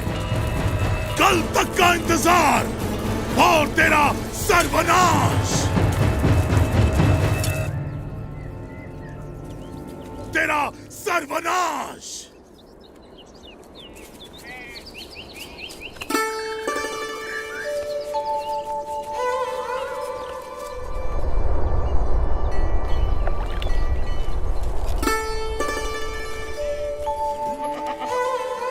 धर्म का आचरण छोड़कर अधर्म का आचरण करने के लिए बहाने तो हजार मिल जाते हैं, पर यदि दृढ़ता से धर्म के मार्ग पर चलते रहेंगे तो माइक आकर्षणों पर गिरने से बच जाएंगे, अधर्म से बच जाएंगे। वरना तो मार्ग भी गलत और ध्येय भी गलत, और साधना ही गलत होगी तो साध्य कैसे योग्य मिलेगा? नीलकंठ वर्णी, नीलकंठ वर्णी, नीलकंठ वर्णी, नीलकंठ वर्णी, क्षमा कर दीजिए मुझे, मैंने बहुत बड़ी भूल की है। अरे पीबेक, गुरुदेव, मुझे क्षमा कर दीजिए गुरुदेव, और मुझे अपना शिष्य स्वीकार कर लीजिए। कल रात को मैंने मेरे सभी आराध्यों का फिर से आह्वान किया और उनसे कहा कि वे आपका नाश कर दें, तो उन्होंने तो मुझे ही बहुत मारा, पटक पटक कर धो दिया मुझे, और उन्होंने कहा कि आप तो सबके स्वामी, सर्वोपरि परमात्मा है। मुझे क्षमा कर दीजिए प्रभु, मुझे क्षमा कर दीजिए। सच्चे गुरु के बिना कोई भी साधक इधर उधर भटक ही जाता है। मैं भी भटक गया था। कोई बात नहीं विवेक, मार्ग से भटक जाने का अर्थ हमेशा ध्येय से भटक जाना ही नहीं होता। तुम्हारे पूर्व जन्मों की भूलों को तुम अज्ञान के कारण भूल गए हो, वैसे ही इस जन्म की भूलों को ज्ञान से भुला दो और अभी से एक अच्छे जीवन की शुरुआत कर दो। जी गुरुदेव, गुरुदेव मैंने बहुत भूल की है। अब आप ही मेरा मार्गदर्शन कीजिए। जरूर विवेक, गुरु तो सही मार्ग दिखाने का प्रयास करता ही है, पर उस मार्ग पर चलना वो तो साधक का ही काम है। बस अब तुम एक सच्चे साधक को शोभा दे वैसा जीवन जियो। शुद्ध धर्म, शुद्ध आचरण, शुद्ध भक्ति भाव, यथार्थ ज्ञान आदि को अपनाकर परमात्मा की ओर कदम बढ़ाते चलो, तो वो भी तुम्हारी ओर आते चलेंगे।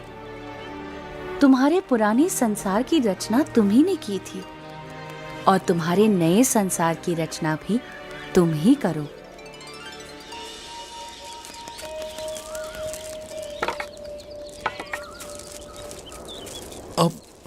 आप कहां चल दिए गुरुदेव? अब मुझे आपसे दूर नहीं होना है। जहां प्रेम है वहां दूरी कैसी? और भौतिक दूरी बढ़ने से हृदय की निकटता मिट थोड़ी ना जाएगी। विवेक, गुरु की आज्ञा में रहना वो उनके साथ रहने के समान ही है। जी गुरुदेव, अब मेरा शेष जीवन आपकी आज्ञा के अनुसार ही बीतेगा। तो मैं सदैव तुम्हारे साथ रहूंगा। प्रणाम गुरुदेव।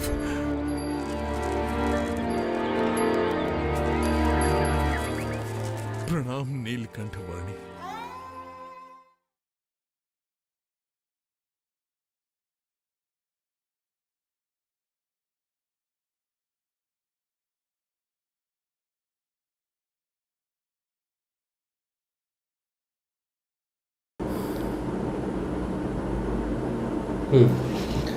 तो ये कुछ दो चीज़ें हैं जो आपको साधक होने के नाते आपको सही रास्ता दिखाएंगी।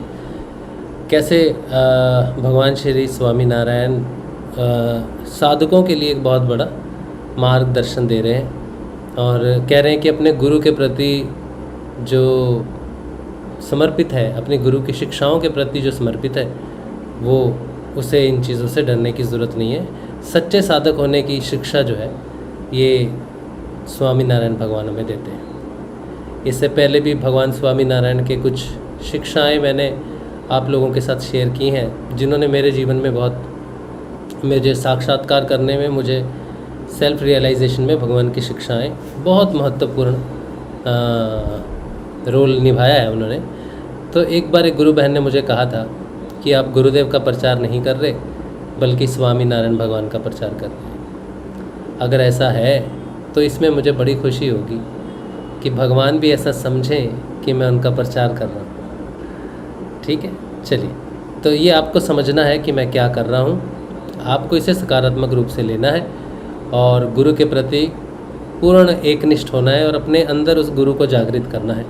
स्वामी नारायण भगवान बाहर नहीं हैं बल्कि वो गुरु स्वरूप हैं, गुरु तत्व हैं। रामलाल जी से आगे ही वो तत्व हैं, वो सूर्य हैं जो आपको आपके अंदर अभय रूप में स्थापित हैं, प्रकट होंगे। एक अच्छा साधक बनिए, एक निडर साधक बनिए। बस यही शिक्षा भगवान आपको देना चाहते हैं और मैं भी आपको वही बता रहा हूँ कि हमें किसी भी प्रकार से डरने की ज़रूरत नहीं है। गुरुदेव ने जो नाम जप दिया है और गुरुदेव का ध्यान, ये दोनों चीज़ें आपको संपूर्ण रूप से मुक्त कर देंगी हर ताप से। ठीक है, तो तामसिक ऊर्जाओं से डरना नहीं बल्कि अपने भय को, अपने डर को एक्सेप्ट नहीं करना, उसको त्याग देना। सारी ऊर्जाएं स्वयं रूपांतरित हो जाएंगी क्योंकि आपके अंदर भगवान वास करते हैं गुरु के रूप में। चलिए अब हम पढ़ेंगे, हमारा जो अध्ययन होता है श्रीमद् भागवत का वो हम पढ़ेंगे। और उसके लिए पहले प्रश्न मैं फटाफट ले लेता हूँ। क्या प्रश्न है? जय श्री गुरुदेव आप सबको। सुशांत कुमार, अगर शरीर के अंदर ट्यूमर हो और कोई ज़बरदस्ती रामदेव योग हठ योग करे तो वो ट्यूमर अंदर फट भी सकता है, लेकिन सिद्ध योग में सूक्ष्म व्यायाम होते हैं जिससे ये धीरे धीरे गल जाते हैं। हाँ बिल्कुल सही बात है कि भगवान श्री गुरुदेव के ध्यान से कितनी भी सूक्ष्म कितनी भी नाजुक कोई बीमारी हो वो ठीक हो जाएगी, लेकिन हठ योग से समस्या हो सकती है। गुरुदेव कहते हैं कि रामदेव बाबा हर इलाज में एक ही चीज़ करवाते हैं, लेकिन सिद्ध योग में कुंडलिनी योग में जितनी आपको ज़रूरत है, जो आपको ज़रूरत है वही प्राणायाम होगा और उतना ही होगा जितनी आपको ज़रूरत है। ठीक है। अच्छा, रीना कह रही है पद्मासन सबको होगा क्या, कितना समय लगेगा? कितना समय लगेगा ये तो मुझे मालूम नहीं, लेकिन सबको होना चाहिए, क्योंकि पद्मासन जो है सिद्धासन है जिसमें जो ब्रह्मनाल जो है ब्रह्मनाड़ी जो है उससे प्रकाश बहता है जो हमारे अंदर बहुत तरह से नाड़ियों को प्रकाशित करता है। तो मुझे उम्मीद है कि सबको लगेगा। कितना समय लगेगा ये कहना मुश्किल है। मुझे 7 साल बाद लगा मुझे 7 साल लगभग 7 साल बाद लगा, 7 या 8 साल बाद लगा ज़रूरी नहीं है सबको इतना समय लगेगा, लेकिन मुझे तो लगा। रान सिंह, क्या संकल्प शक्ति से कुछ भी हासिल कर सकते हैं? नहीं, संकल्प शक्ति से कुछ भी हासिल नहीं कर सकते हैं। संकल्प शक्ति कुछ हासिल करने के लिए नहीं है।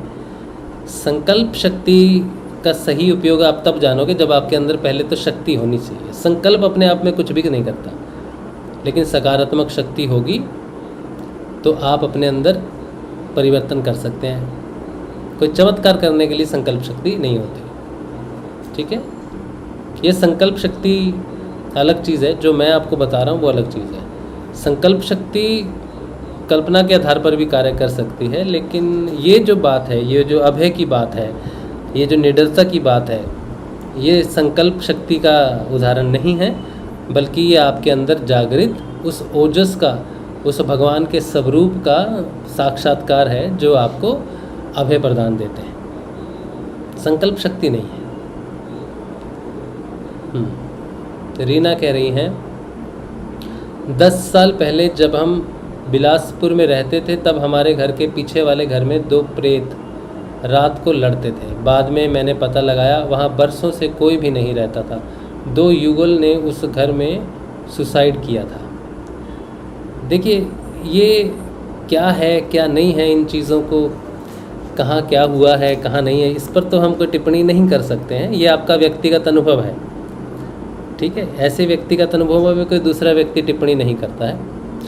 हम तो जीवन को सकारात्मक रूप से देखते हैं और जो जैसा कर्म करता है वो अपनी गति को प्राप्त होता है। तो इसीलिए किसी के लिए रोना धोना, किसी के लिए विलाप करना, किसी के लिए प्रायश्चित करने का कोई महत्व नहीं है जीवन में।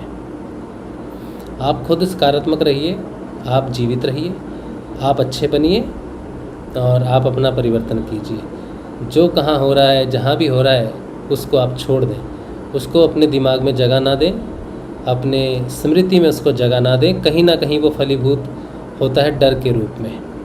ठीक है, तो उसको त्याग देना चाहिए। आप अपने पर ध्यान दें, ये सारी चीज़ों को भूल जाएं। और इसे अब यहाँ तो आपने लिख दिया, अब इसको त्याग दीजिए, इस घटना को त्याग दीजिए। इस तरह की घटना को इस तरह से याद करके स्मृति में रखना किसी के लाभ नहीं, किसी के लाभ का नहीं है, किसी के लिए शिक्षा नहीं है। ठीक है, आप भी इस घटना का त्याग कर दो। चलिए तो आगे बढ़ते हैं।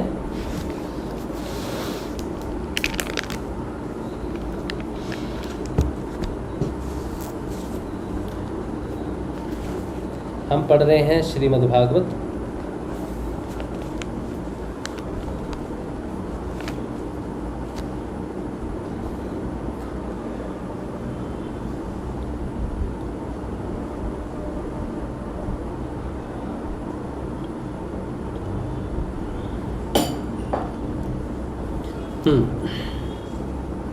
चलिए, हम पढ़ रहे हैं शुभसुदा सागर तृतीय स्कंद श्रीमद्भागवत। जय श्री गुरुदेव।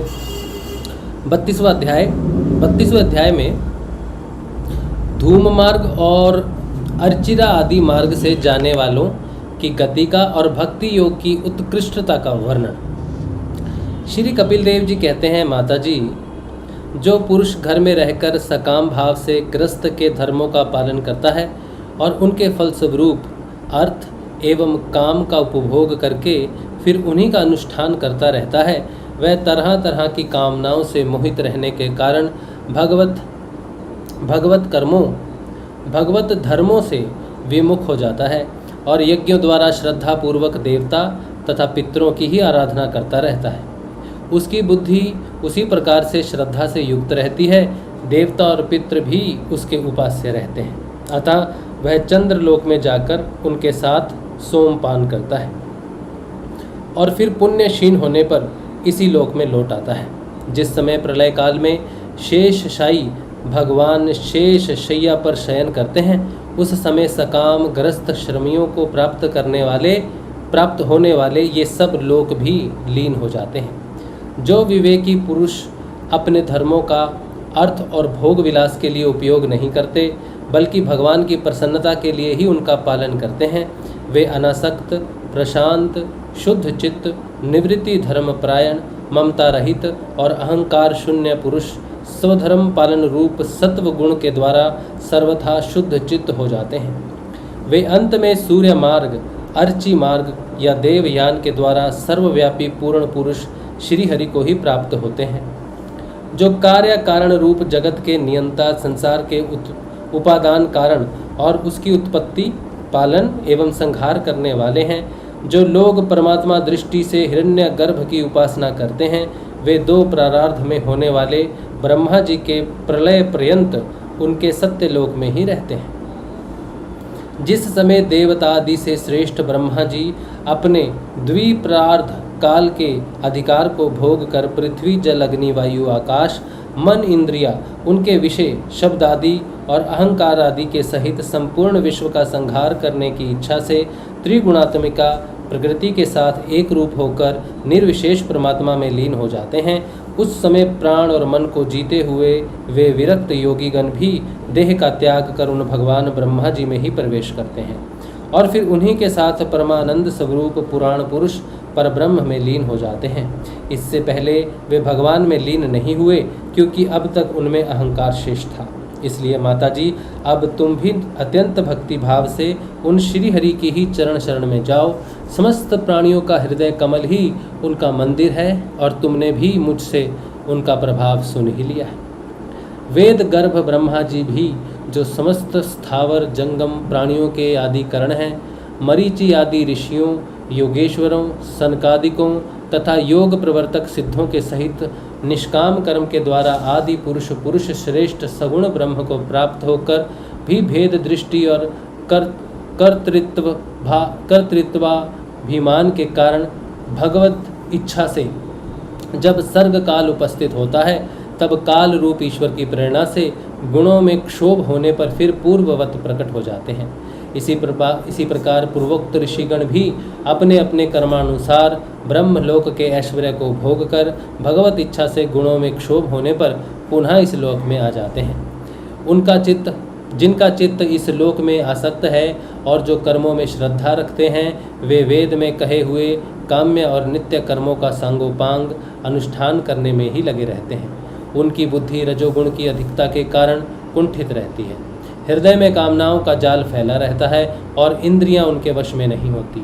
बस अपने घर में ही आसक्त होकर वे नित्य प्रति पितरों की पूजा में लगे रहते हैं। वे लोग अर्थ, धर्म और काम के ही परायण होते हैं। इसलिए जिनके महान पराक्रम अत्यंत कीर्तनीय हैं, उन भव भय हारी श्री मधुसूदन भगवान की कथा वार्ताओं से तो वे विमुख ही रहते हैं। हाय, विष्ठा भोजी कुकुर शुकर आदि जीवों के विष्ठा चाहने के समान जो मनुष्य भगवत कथा अमृत को छोड़कर निंदित विषय आदि के विषय वार्ताओं को सुनते हैं, वे तो अवश्य ही विधाता के मारे हुए हैं। उनका बड़ा ही मंद भाग्य है। गर्भाधान से लेकर अंत्येष्टि तक सब संस्कारों को विधि पूर्वक करने वाले ये सकाम कर्मी सूर्य से दक्षिण ओर के पितृयान या धूम मार्ग से पितृश्वर आर्यमा के लोक में जाते हैं और फिर अपनी ही संतति के वश में उत्पन्न होते हैं। ये जो माया है ना, ऐसे 5 लोक हैं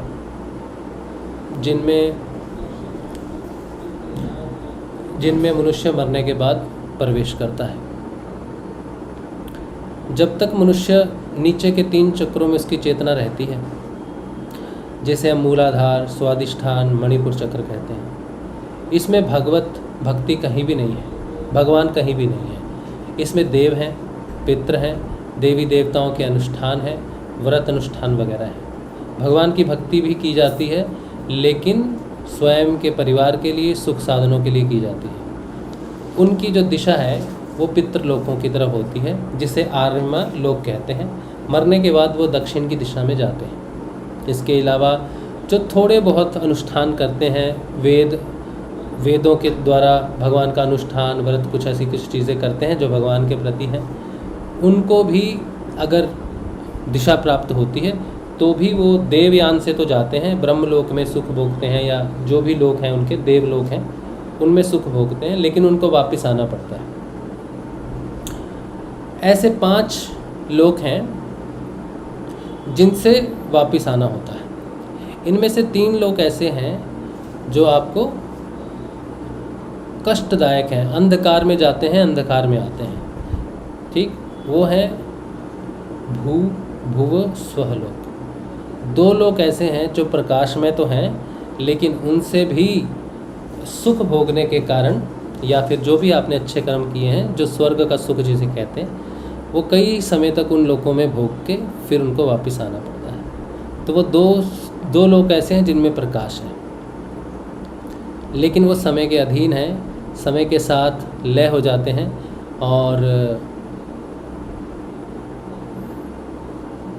फिर से उनका कभी ना कभी जीवन जरूर होता है। कितने वर्षों का होता है ये तो उस लोकों की महिमा ही है, लेकिन वो ब्रह्मा जी के साथ अगर लय हो जाते हैं, लेकिन फिर ब्रह्मा जी के साथ प्रकट भी हो जाते हैं। उनको प्रकट होना ही पड़ता है, क्योंकि भगवान में पूरी तरह लय नहीं होते हैं। वो तपस्वी हो सकते हैं, योगी हो सकते हैं, और तपस्वी होते हैं, योगी तो नहीं होते, योगी अभी वो नहीं होते, तपस्वी होते हैं, और ऋषि हो सकते हैं।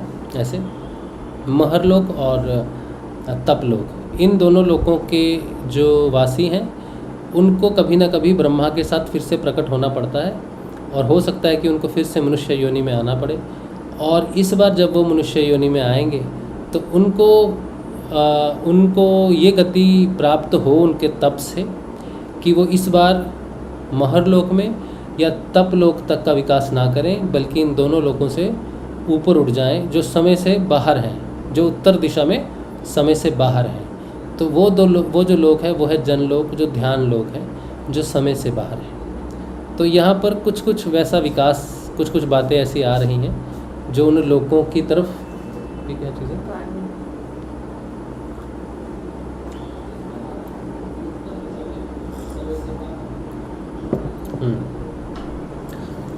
तो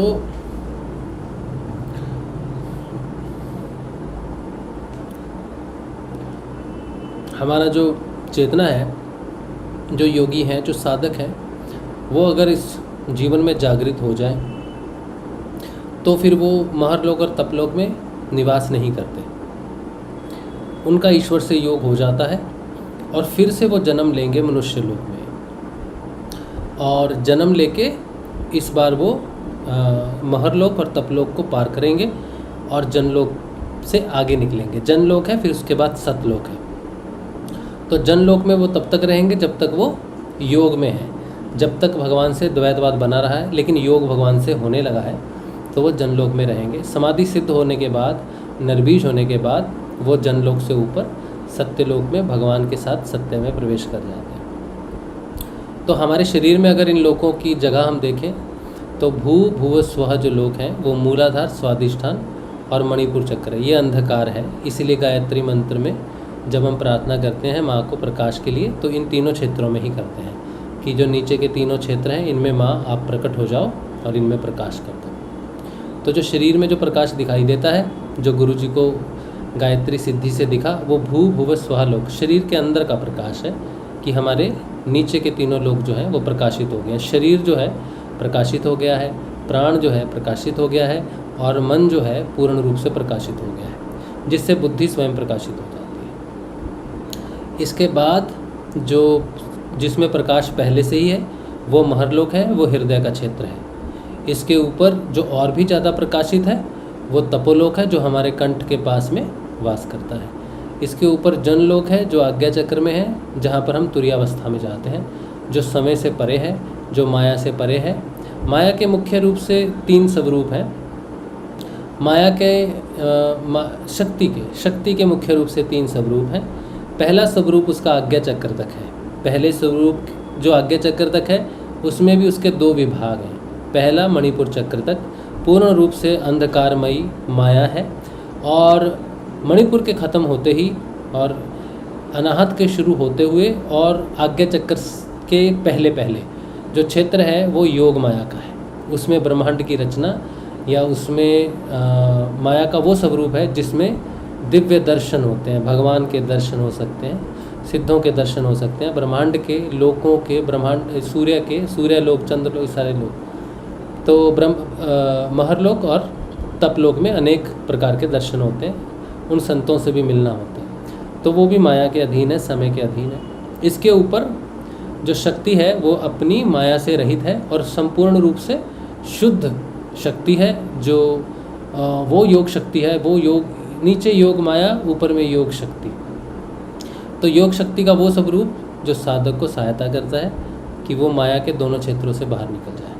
शुद्ध स्वरूप ऊपर जनलोक से प्रकट होता है। ठीक है, तो ये हमारे शरीर के वो भाग हैं, भू भुव स्वः महर तप जन सत्य लोक, ये 7 लोक हैं। ठीक है, फिर भूलोक से नीचे 7 लोक। तो ये अपनी चेतना का विकास है। अगर आप इस जन्म में आत्म रूप से जागृत ना हुए लेकिन बहुत अच्छे साधक हुए, या बहुत कोई तपस्वी हट योगी तपस्वी होते हैं ना, तो तपोलोक में चले जाते हैं। लेकिन आप भाग्यवान हो कि आपको गुरु भगवान का योग प्राप्त हुआ है।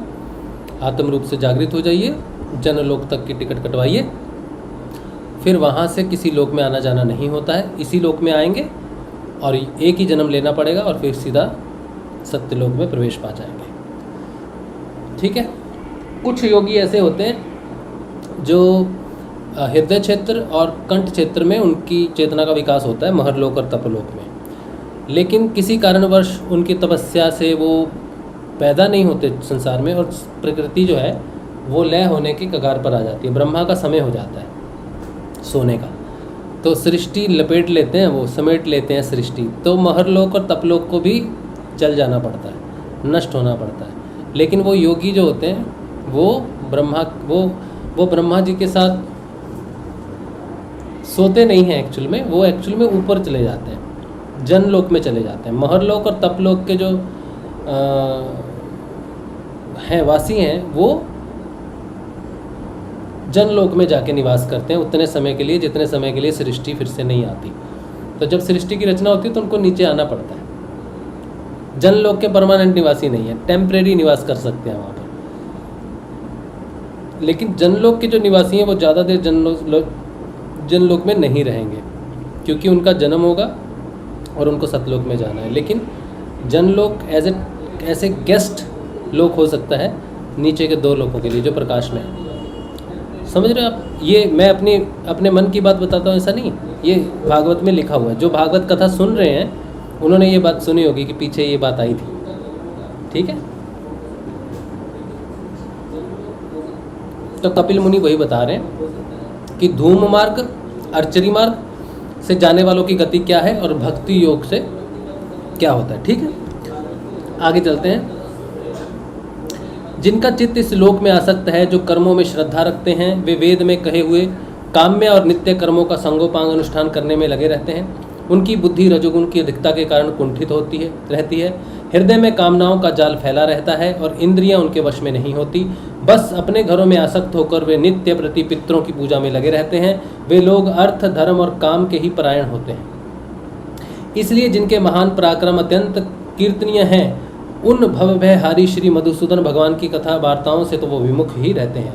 हाय, विष्ठा भोजी, कुकुर, शुकुर आदि जीवों के विष्ठा चाहने के समान जो मनुष्य भगवत कथामृत को छोड़कर निंदित विषय वार्ताओं को सुनते हैं, वे तो अवश्य ही विधाता के मारे हुए हैं। उनका बड़ा ही मंद भाग्य है। गर्भाधान से लेकर अंत्येष्टि तक सब संस्कारों को विधि पूर्वक करने वाले ये सकाम कर्मी सूर्य से दक्षिण और पितृयान या धूम मार्ग से पितृश्वर अर्यमा के लोक में जाते हैं और फिर अपनी ही संतति के वंश में ही उत्पन्न होते हैं। तो ये दक्षिण दिशा में बार बार जन्म मृत्यु इसी लोक में होता है इनका। माताजी, पितृलोक के भोग लेने पर जब उनके पुण्य क्षीण हो जाते हैं, तब देवता लोग उन्हें वहां के ऐश्वर्य से च्युत कर देते हैं और फिर उन्हें विवश होकर तुरंत ही इस लोक में गिरना पड़ता है। इसलिए माताजी, जिनके चरण कमल सदा भजने योग्य हैं, उन भगवान का तुम उन्हीं के गुणों का आश्रय लेने वाली भक्ति के द्वारा सब प्रकार के मन, वाणी और शरीर से भजन करो। भगवान वासुदेव के प्रति किया हुआ भक्ति योग तुरंत ही संसार से वैराग्य और ब्रह्म साक्षात्कार रूप ज्ञान की प्राप्ति करा देता है। वस्तुतः सभी विषय भगवत रूप होने के कारण समान है।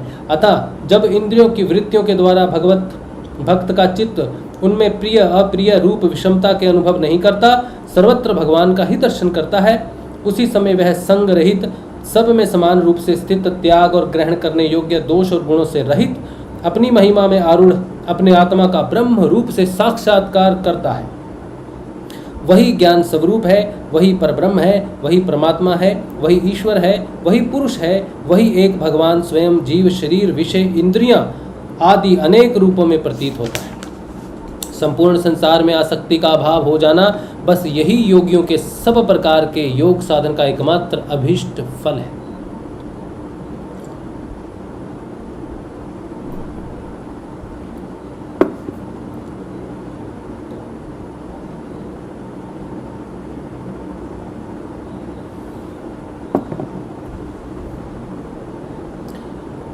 ब्रह्म एक है, ज्ञान स्वरूप और निर्गुण है, तो भी वह बाह्य वृत्तियों वाली इंद्रियों के द्वारा भ्रांतिवश शब्द आदि धर्मों वाले विभिन्न पदार्थों के रूप में भास रहा है। जिस प्रकार एक ही परब्रह्म, महतत्व, वैकारिक, राजस और तामस, तीन प्रकार के अहंकार, पंच महाभूत एवं 11 इंद्रिय रूप बन जाता है, फिर वही स्वयं प्रकाश इनके संयोग से जीव कहलाया। इसी प्रकार उस जीव का शरीर रूप यह ब्रह्मांड भी वस्तुतः ब्रह्म ही है, क्योंकि ब्रह्म से ही उसकी उत्पत्ति हुई है। किंतु इसे ब्रह्म रूप वही देख सकता है जो श्रद्धा, भक्ति और वैराग्य तथा निरंतर के योगाभ्यास के द्वारा एकाग्र चित्त और असंग बुद्धि हो गया है। पूजनीय माता जी, मैंने तुम्हें यह ब्रह्म साक्षात्कार का साधन रूप ज्ञान सुनाया। इसके द्वारा प्रकृति और पुरुष के यथार्थ स्वरूप का बोध हो जाता है। देवी, निर्गुण ब्रह्म विषयक ज्ञान योग और मेरे प्रति किया हुआ भक्ति योग दोनों का फल एक ही है। हाय हाय देवी, निर्गुण ब्रह्म विषयक ज्ञान योग और मेरे प्रति किया हुआ भक्ति योग दोनों का फल एक ही है। उसे ही भगवान कहते हैं। जिस प्रकार रूप, रस एवं गंध आदि अनेक गुणों का आश्रय भूत एक ही पदार्थ भिन्न भिन्न इंद्रियों द्वारा विभिन्न से अनुभूत होता है, वैसे ही शास्त्र के विभिन्न मार्गों द्वारा एक ही भगवान की अनेक प्रकार से अनुभूति होती है। नाना प्रकार के कर्म कलाप, यज्ञ, दान, तप, वेदाध्ययन, वेद विचार, मीमांसा, मन और इंद्रियों के संयम, कर्मों के त्याग, विविध अंगों वाला योग, भक्ति योग, निवृत्ति और प्रवृत्ति रूप सकाम और निष्काम दोनों प्रकार के धर्म, आत्म तत्व के ज्ञान को दृढ़ वैराग्य, इन सभी साधनों से सगुण निर्गुण रूप स्वयं प्रकाश भगवान को ही प्राप्त किया जाता है। माताजी, सात्विक, राजस, तामस और निर्गुण भेद से 4 प्रकार के भक्ति योग का, और जो प्राणियों के जन्म आदि विकारों का हेतु है तथा जिसकी गति जानी नहीं जाती, उस काल का स्वरूप मैं तुमसे कह चुका हूँ। देवी, अविद्या जनित कर्म के कारण जीव की अनेकों गतियाँ होती हैं। उनमें जाने पर वह अपने स्वरूप को नहीं पहचान सकता। मैंने तुम्हें जो ज्ञानोपदेश दिया है उसे दुष्ट, दुर्विनीत, घमंडी, दुराचारी और धर्म ध्वज जी दम्भी पुरुषों को नहीं सुनाना चाहिए। जो विषय लोलुप हो, क्रासक्त हो, मेरा भक्त ना हो अथवा मेरे भक्तों से द्वेष करने वाला हो, उसे भी इसका उपदेश कभी ना करे। जो अत्यंत श्रद्धालु, भक्त, विनयी, दूसरे के प्रति दोष दृष्टि न रखने वाला, सब प्राणियों से मित्रता रखने वाला, गुरु सेवा में तत्पर, बाहरी विषयों से अनासक्त, शांत चित्त, मत्सर शून्य और पवित्र चित्त हो तथा मुझे परम प्रियतम मानने वाला हो, उसे इसका उपदेश करें। माँ, जो पुरुष मुझ में चित्त लगाकर इसका श्रद्धा पूर्वक एक बार भी श्रवण या कथन करेगा, वह मेरे परम पद को प्राप्त होगा। जय गुरुदेव। भगवान ने कहा कि ये जो हम अध्ययन कर रहे हैं, ये जो भगवान की जानकारी है ना, ये जो ज्ञान है, ये भगवान की इच्छा के बिना नहीं मिलता किसी को भी। और इसका बड़ा हम बहुत बार इसका देख चुके हैं। हाँ, किसी को दिया नहीं जा सकता। जिसको भगवान देना चाहते हैं उसी को प्राप्त होता है। भगवान की इच्छा के बिना ये किताब खुलती भी नहीं। आप इसे सुन भी नहीं सकते, आप सुन ही नहीं सकते इसको। उनकी इच्छा के बिना नहीं होता। कहीं आप में गुरु भक्ति होगी, कहीं आप में भगवान के प्रति प्रेम होगा, इसीलिए आप इसे सुन रहे हैं। चलिए, यहाँ पर 32वां अध्याय खत्म होता है। कल 33वां अध्याय पढ़ेंगे। देवहूति को तत्व ज्ञान एवं मोक्ष पद की प्राप्ति कैसे हुई, कल पढ़ेंगे। ठीक है, चलिए। तो आज का सत्संग यहीं पर रखते हैं श्री गुरुदेव के श्री चरणों में। उम्मीद है कि आज का सत्संग आपको एक अच्छा साधक, निडर साधक और अभय साधक बनाए, और आप अपने अंदर, आप किसी से न डरें, कभी ना डरें, ना बाहर किसी से डरें, ना अंदर किसी से डरें, और अपने अंदर गुरु को जगाएं, गुरु को महसूस करें, तभी जाके पंगे लें। बाहर ऐसे पंगे नहीं लेना जंगल में जाके। हाँ, वो तो भगवान है, उन्होंने अपने अंदर उस चीज़ को प्राप्त किया है, उस स्वरूप में स्थित है, उनके अंदर वो प्रकाश हो रहा है। आपके अंदर जब वो प्रकाश हो जाएगा, तब आपको समझ में आ जाएगा कि क्या बात हुई है। अभी जाकर पंगे नहीं लेना सड़क पे। ठीक है, चलो। आज का सत्संग श्री गुरुदेव के श्री चरणों में रखते हैं। कल मिलेंगे, कल के ध्यान में और कल के सत्संग में। जय श्री गुरुदेव, जय श्री दादा।